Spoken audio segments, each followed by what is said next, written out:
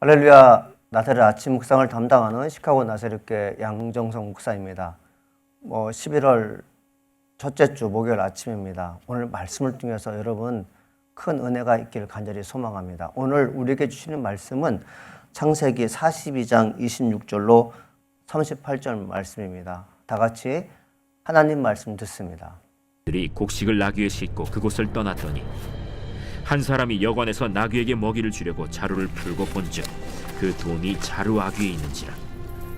그가 그 형제에게 말하되 내 돈을 도로 넣었도다. 보라, 자루 속에 있도다. 이에 그들이 혼이 나서 떨며 서로 돌아보며 말하되 하나님이 어찌하여 이런 일을 우리에게 행하셨는가? 그들이 가나안 땅에 돌아와 그들의 아버지 야곱에게 이르러 그들이 당한 일을 자세히 알리어 아뢰되 그 땅의 주인인 그 사람이 엄하게 우리에게 말씀하고 우리를 그 땅에 대한 청탐꾼으로 여기기로 우리가 그에게 이르되 우리는 확실한 자들이요 청탐꾼이 아니니이다. 우리는 한 아버지의 아들 12형제로서 하나는 없어지고 막내는 오늘 우리 아버지와 함께 가나안 땅에 있나이다 하였더니 그 땅의 주인인 그 사람이 우리에게 이르되 내가 이같이 하여 너희가 확실한 자들임을 알리니 너희 형제 중에 하나를 내게 두고 양식을 가지고 가서 너희 집안의 굶주림을 구하고 너희 막내 아우를 내게로 데려오라. 그러면 너희가 청탐꾼이 아니오 확실한 자들임을 내가 알고 너희 형제를 너희에게 돌리리니 너희가 이 나라에서 무역하리라 하도이다. 하고 각기 자루를 쏟고 본즉 각 사람의 돈 뭉치가 그 자루 속에 있는지라. 그들과 그들의 아버지가 돈 뭉치를 보고 다 두려워하더니 그들의 아버지 야곱이 그들에게 이르되 너희가 나에게 내 자식들을 잃게 하도다. 요셉도 없어졌고 시므온도 없어졌거니 베냐민을 또 빼앗아 가고자 하니 이는 다 나를 해롭게 함이로다. 르우벤이 그의 아버지에게 말하여 이르되 내가 그를 아버지께로 데리고 오지 아니하거든 내 두 아들을 죽이소서. 그를 내 손에 맡기소서. 내가 그를 아버지께로 데리고 돌아오리이다. 내 아들은 너희와 함께 내려가지 못하리니 그의 형은 죽고 그만 남았음이라. 만일 너희가 가는 길에서 재난이 그에게 미치면 너희가 내 흰 머리를 슬퍼하며 스올로 내려가게 함이 되리라. 여러분 혹시 신앙인으로서 살아가던 중에 어떻게 나에게 이런 일이 있을까라는 생각을 하게 될 것입니다. 첫 번째 반응은 좋은 일이 있을 때일 것입니다. 야, 내게 어떻게 이렇게 좋은 일이 있을까 하는 것이죠. 그때는 무엇을 생각합니까? 과거에 내가 하나님께 어떤 좋은 일을 했는가, 아니면 내가 이웃을 향해서 어떤 좋은 일을 했는가를 생각해 볼 것입니다. 또 두 번째는 원치 않은 일이 일어나게 될 것입니다. 어떻게 내게 이런 일이 일어날 수가 있었지? 내가 과거에 어떤 일을 했길래 오늘에 이르러서 험한 일을 당하고 재난을 당할까 하는 생각을 하게 될 것입니다. 우리 크리스찬들이 이 두 가지 결과가 내게 주어졌을 때 곰곰이 생각해 볼 필요성이 있습니다. 무엇을 생각해야 될까요? 하나님과의 나의 관계성을 먼저 생각해야 됩니다. 그 관계성이란 무엇일까요?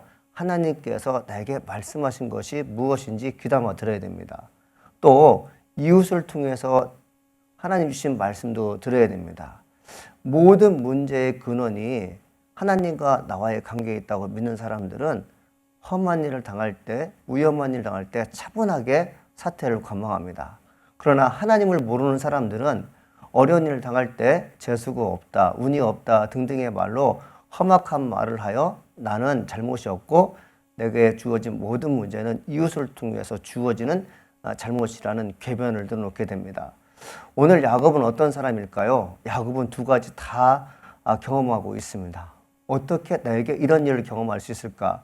지금 야곱의 11명의 형들이 요셉을 찾아가지 않습니까? 기근이 일어서 식량이 없게 되자 10명의 형들이 요셉을 찾아갔습니다. 사실은 요셉을 찾아간 게 아니죠. 먹을 것을 찾아갔죠. 그런데 결과적으로 애굽의 국무총리가 요셉에 대해서 기근을 당한 자국 백성뿐만 아니라 주변 국가들에게 식량을 공급하는 책임을 맡고 있었습니다. 그런데 참 놀라운 것은 무엇냐면 10명의 형들이 애굽의 국무총리 앞에 갔을 때 애굽의 국무총리는 자기들의 모든 것을 다 아는 것처럼 이야기하는 것입니다. 왜 그럴까요? 10명의 형들은 자기 동생 요셉이 애굽의 국무총리가 될 줄을 까맣게 잊어버렸거든요. 13년 전 상인에 의해서 팔려간 그 요셉이 죽은 줄만 알았지 애굽의 국무총리가 되어서 지금 우리들이 겪고 있는 즉 식량난을 해결해 줄 거라는 생각을 전혀 못했습니다.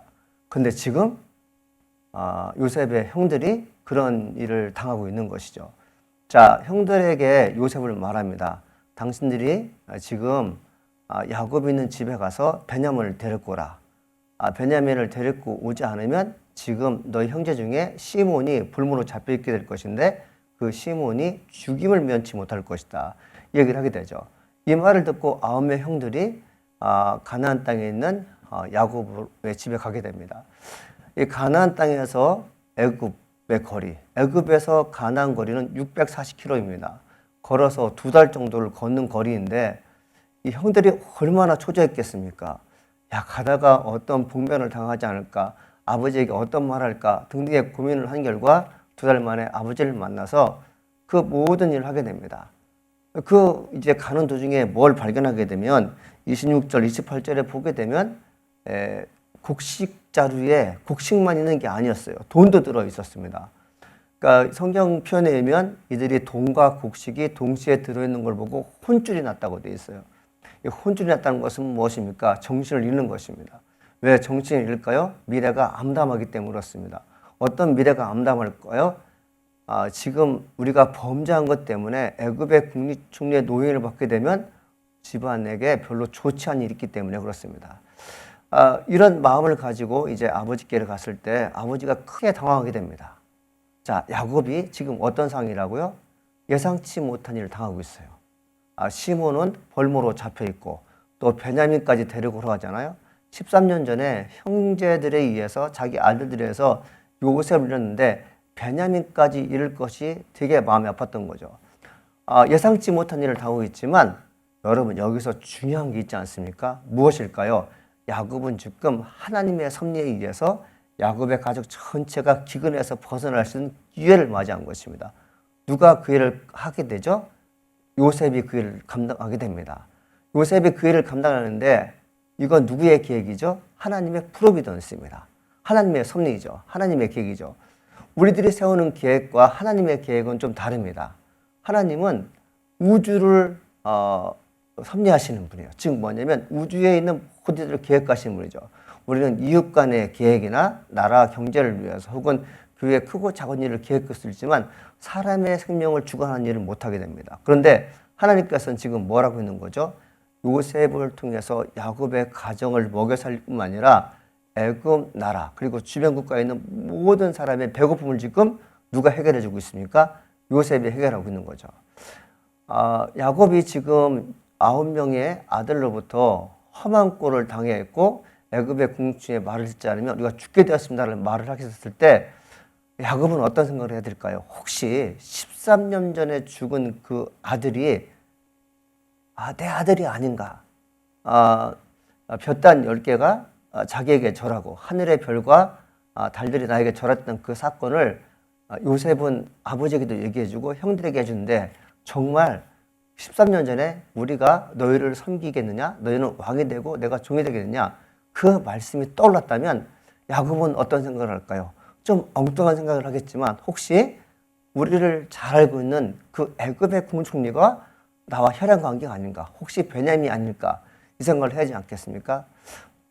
나사렛 아침 묵상 여러분 우리가 간혹 가다가 어떤 생각을 해야 되냐면 우리가 찾아오는 뜻밖의 사건들, 전혀 예상치 못한 사건들은 우리가 전혀 관련이 없는 것이 아닐 수 있습니다. 과거에 하나님과 나의 관계가 온전한 결과 아니면 하나님께서 누군가의 그 말씀했을 때 그 말씀 우리가 귀담아 들었다면 그 지금 말씀하는 그 과거의 역사적 사건이 오늘 나로 하여금 다시 한번 변화되는 사건을 맞이한다는 것이죠.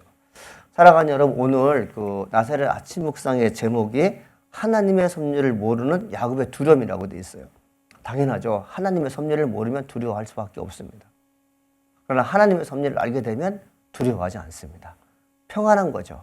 야곱은 지금 볼모로 잡히는 시몬과 그리고 베냐민을 지금 데려오는데 베냐민도 죽을까 염려가 돼서 무척 고민하고 있는 것입니다. 그 마음이 얼마나 고민됐든지 내가 지금 스올로 내려가는 것 같다. 지옥으로 내려가는 것 같다. 이 얘기를 하잖아요. 지금 야곱은 하나님께서 그 가정을 살리기 위해서 원대한 계약, 보이지 않는 일을 지금 행하고 있는 것을 야곱은 모르는 것이죠. 우리도 그럴 수 있어요. 극한 상황에 벌어지게 되면 도저히 살 길이 막막할 때 되면 하나님께서 나를 통해서 무엇을 하실까 대해서 되게 고민할 때가 많습니다. 그러나 여러분들, 하나님은 우리를 향한 뜻과 계획이 우리를 수월에, 우리를 어려움 속에 공경에 빠뜨리기 위해서 일을 하시는 분이 아니라 우리를 살리시는 분입니다. 죽음에서 부활케 하시는 분이 하나님의 역사인 것입니다. 나사렛 아침 성도 여러분, 우리가 어떤 어려움에 당했을 때 하나님은 이번 기회를 통해서 나를 살리기 위해서 지금 준비하고 계신다는 것을요, 겸손하게 묵상하면서 오늘 하루를 살기 간절히 소망합니다. 반드시 주님께서 우리에게 좋은 일들을 만들어내실 줄 믿습니다. 기도하시겠습니다. 살아계신 하나님 감사합니다. 하나님의 뜻과 계획을 온전히 이해하며 온전히 아는 존귀한 저희가 되게 하여 주시옵소서. 예수님께서 말씀하신 그 모든 것들을 우리는 기억할 수 없지만 혹 내가 기억할 말씀이 있다면, 정말 마음을 다하여 뜻을 다하여 기억할 말씀이 있다면 그 말씀 붙잡고 오늘 살게 도와주옵소서. 야곱이 위기에 처했을 때 하나님 그가 스올로 내려가는 기분이었다고 성경은 얘기하고 있습니다. 야곱이 지금 잘못 생각한 것입니다. 하나님께서 그를 살리기 위한 계획이 있었던 것이죠. 주님, 우리가 하나님 은혜로 살아가기에 그 은혜를 잊지 않는다면 하나님께서 반드시 나를 살려줄 것을 믿고 오늘도 꿋꿋하게 살아갈수록 축복하여 주시옵소서. 예수님의 이름으로 기도합니다. 아멘.